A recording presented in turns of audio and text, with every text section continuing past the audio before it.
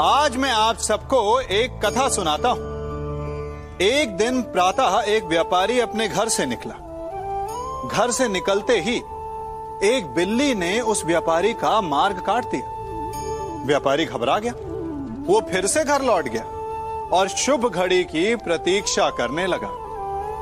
और जब वो पुनः अपने घर से निकला तब वो वाहन जा चुका था जिससे राजा तक पहुंचकर उसे भेंट देनी थी।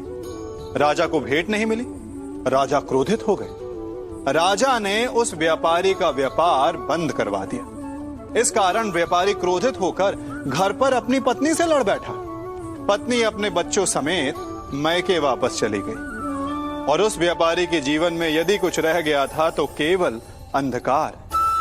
और इन सब का कारण वो उस बिल्ली को मानता रहा जिसने उसका मार्ग काटा था। ऐसा ही एक दूसरा व्यापारी राजा को भेंट देने निकला और उस व्यापारी का मार्ग भी एक बिल्ली ने काट दिया। वो व्यापारी तनिक घबराया, परंतु उसने आगे बढ़ना अधिक उचित समझा। राजा तक वो समय पर पहुंचा।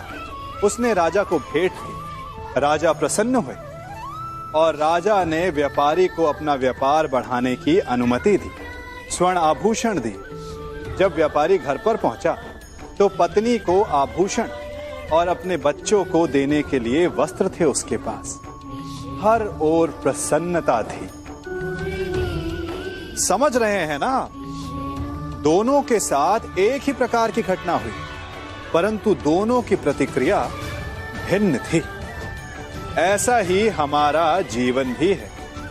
हमारे जीवन में प्रारब्ध का अपना स्थान है, परंतु उससे कई अधिक महत्वपूर्ण हमारी प्रतिक्रिया, हमारे सोच का प्रभाव है, क्योंकि यही हमारे जीवन को आकार देते हैं। इसलिए अपनी सोच को सकारात्मक रखिए।